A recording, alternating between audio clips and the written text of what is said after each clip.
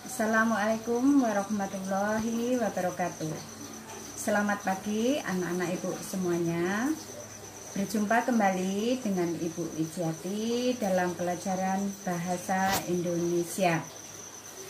Pada kesempatan kali ini kita sudah memasuki materi pelajaran bab 2, yaitu memahami dan mencipta cerita fantasi. Adapun kompetensi dasar pada pagi hari ini Ibu langsung 2KD, yaitu 3.3 mengidentifikasi unsur-unsur cerita fantasi yang dibaca dan didengar. Kemudian KD 4.3 menceritakan kembali isi cerita fantasi yang dibaca dan didengar. Kemudian tujuan pembelajaran kali ini yaitu setelah mengikuti pembelajaran nanti diharapkan anak-anak ibu dapat 1. Mengidentifikasi unsur-unsur cerita fantasi seperti tema, alur atau jalan cerita, kemudian tokoh dan penokohan atau watak, latar, sudut pandang, dan amanat. Tujuan yang kedua yaitu menceritakan kembali isi cerita fantasi yang sudah kalian baca atau didengar. Baiklah anak-anak ibu, untuk tidak memperpanjang waktu, langsung kita masuk pembelajaran yang kali ini. Sebelum ke cerita fantasi, siapa yang masih ingat apa sih yang dimaksud dengan fantasi itu, atau imajinasi, atau narasi? Mungkin anak-anak ibu sudah pernah dengar pada waktu belajar di SD apa itu cerita narasi, ya. Di dalam bahasa Indonesia teks itu bermacam-macam. Pada bab 1 kemarin kalian sudah belajar tentang teks deskripsi, yaitu menggambarkan suatu objek. Kemudian kali ini kita akan belajar tentang teks narasi atau cerita. Kemudian ada juga teks argumentasi, ada teks eksposisi, ada teks persuasi yang nanti pada waktu kelas 8 kalian akan belajar juga tentang itu. Nah, kali ini kita akan belajar tentang teks narasi, yaitu berupa cerita fantasi. Apa sih cerita fantasi itu? Cerita fantasi adalah karangan atau tulisan untuk menuturkan, menggambarkan, atau membayangkan berbagai perbuatan, pengalaman, dan kejadian berupa angan-angan atau khayalan atau rekaan belaka, jadi tidak benar-benar terjadi. Tokoh dan latar yang diciptakan penulis tidak ada di dunia nyata. Itu adalah rekaan pengarang saja. Kemudian apa sih ciri-ciri umum teks cerita narasi, yaitu cerita fantasi yang punya buku mandiri penerbit Erlangga. Nanti bisa dibuka bukunya halaman 49. Di sana ada ciri-ciri umum teks narasi. Bagi yang tidak memiliki buku, coba perhatikan di dalam PowerPoint yang Ibu tayangkan. Ciri yang pertama adalah tema. Apa sih tema itu? Tema adalah ide dasar cerita yang menjadi pusat pengembangan cerita. Yang kedua, alur cerita atau disebut juga dengan plot. Rangkaian peristiwa atau jalan cerita itu memiliki bagian-bagiannya. Ada bagian-bagiannya. Yang pertama yaitu A. Memperkenalkan para tokoh. siapa saja tokoh yang ada di dalam cerita itu. Kemudian yang B, peristiwa awal atau munculnya sebuah masalah atau menimbulkan berbagai masalah. Ada pertentangan, ada kesulitan, tapi tidak selalu masalah yang jelek-jelek saja, bisa permasalahan itu yang menggembirakan. Kemudian yang C, menuju konflik, yaitu terjadi peningkatan perhatian, ya, peningkatan masalah.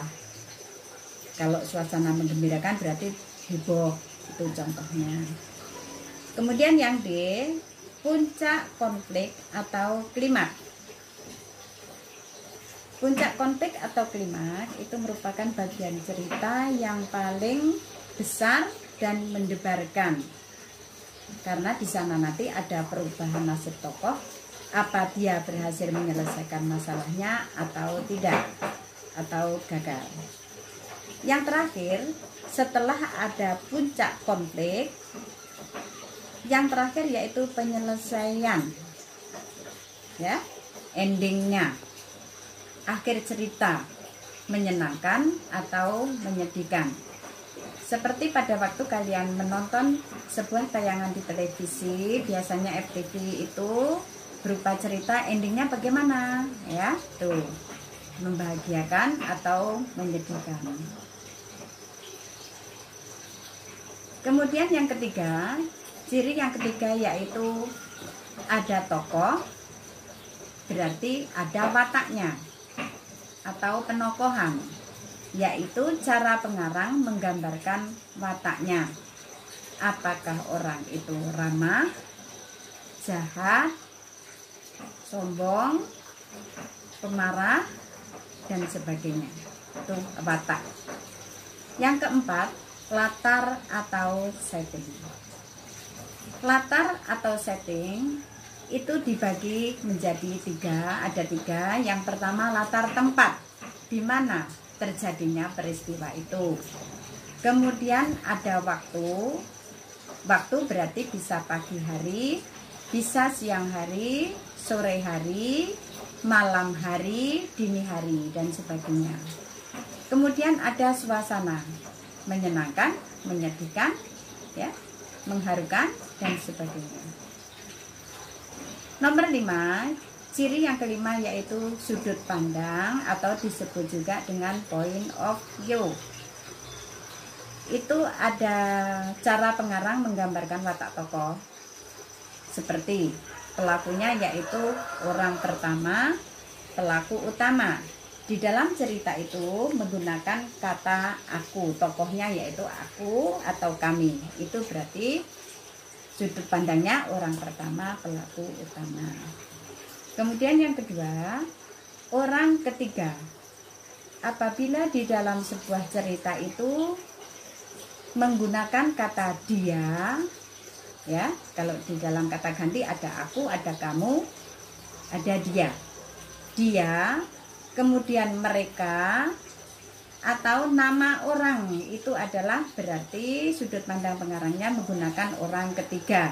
Apabila yang diceritakan itu adalah orang, nama orang lain. Yang keenam yaitu gaya bahasa. Gaya bahasa itu fungsinya untuk menciptakan suatu nada atau suasana tertentu. Ya. Yang terakhir adalah amanat. Di dalam sebuah cerita paling akhir itu pasti ada amanat. Apa itu amanat? Yaitu pesan pengarang yang disampaikan kepada pembaca melalui karyanya. Ingat, nanti kalau ulangan keluar itu, apa itu amanat? Ada sebuah cerita, kemudian ibu tanya amanatnya. Apa amanatnya dari cerita tersebut? Biasanya berupa pesan moral, ya. Pesan pengarang yang disampaikan kepada pembaca melalui karyanya.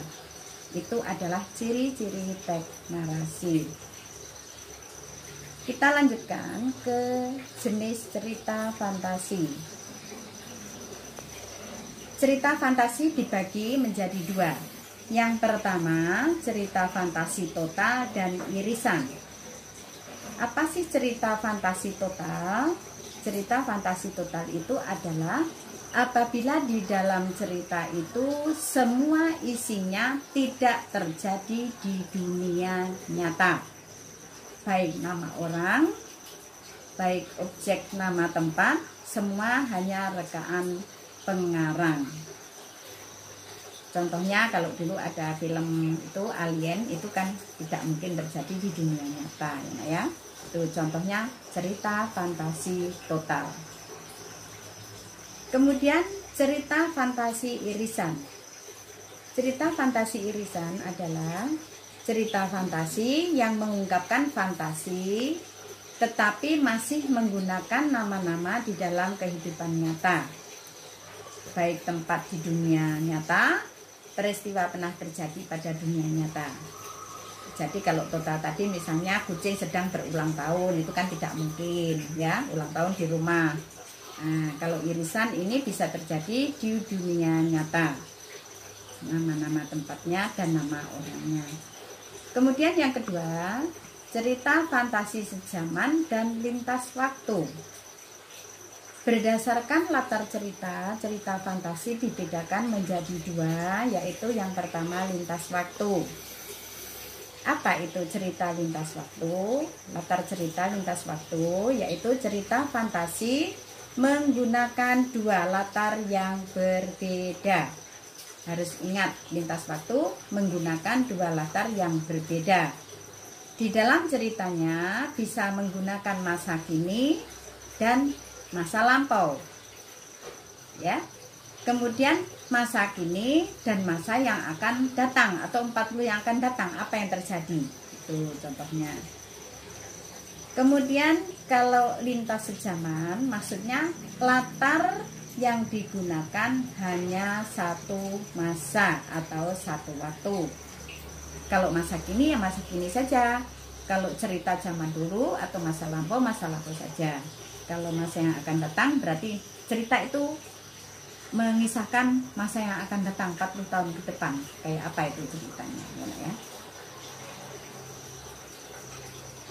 Kemudian KD yang kedua yaitu 4.3 menceritakan kembali isi cerita fantasi yang dibaca atau didengar.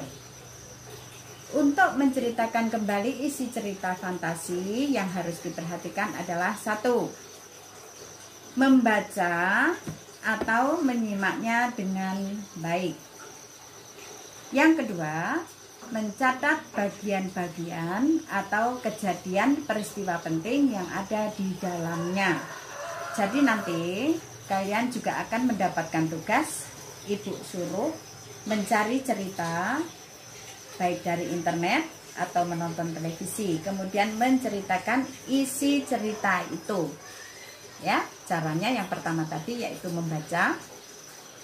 Kalau dari Google misalnya, atau menyimaknya di dalam televisi, kemudian mencatat bagian-bagian atau kejadian-kejadian peristiwa penting yang ada di dalamnya. Itu adalah cara menceritakan kembali isi cerita. Pada waktu kemarin, bab 1 kemarin, Ibu juga suruh kalian menceritakan tempat wisata yang pernah kamu kunjungi, kira-kira seperti itu ya. Tapi kalau ini adalah cerita yang pernah kalian baca atau didengar atau menonton sebuah televisi, tapi nanti itu ya, untuk pertemuan yang kedepannya. Baiklah anak ibu, untuk materi ibu rasa sudah cukup. Nanti kalau memang ada masalah kalian bisa japri ibu, mana yang belum jelas bisa bertanya atau dibuka kembali baik buku paket maupun buku Erlangganya nak ya. Nanti ada di sana. Nanti kalau kurang ngerti silahkan japri ibu. Kemudian untuk tugas atau latihan minggu ini ya nak ya. Tugas minggu ini yang pertama adalah kerjakan latihan yang ada di dalam buku paket. Buku paket ini semuanya ibu rasa sudah dipinjamin dari sekolah. Halaman 49. Di sana ada 2 tabel. Ini tunjuk dulu. Ini nak, ada 2 tabel. Yang dikerjakan adalah yang ini. keajaiban yang dimunculkan dalam cerita. Ini tabel 1. Tabel 1, tugasnya ini tuliskan keajaiban tokoh dan peristiwa ajaib yang dialami tokoh pada tabel dari teks 1 maupun teks 2. Jadi yang atas ini adalah keajaibannya, yang bawah yaitu peristiwa ajaibnya. Jangan hanya salah satu, nanti kalau salah satu nilainya kurang. Ya. Ada teks 1, ada teks 2. Keajaiban teks 1, keajaiban teks 2. Peristiwa ajaib teks 1, peristiwa ajaib teks 2. Ingat ya, jangan sampai salah. Tugas yang kedua, pada tabel 2 yang ada di bawah ini. Bagian B, tabel 2. Pertanyaannya yaitu atau perintahnya, daftarlah latar apa saja yang digunakan pada cerita teks 1 dan teks 2. Masing-masing minimal 2.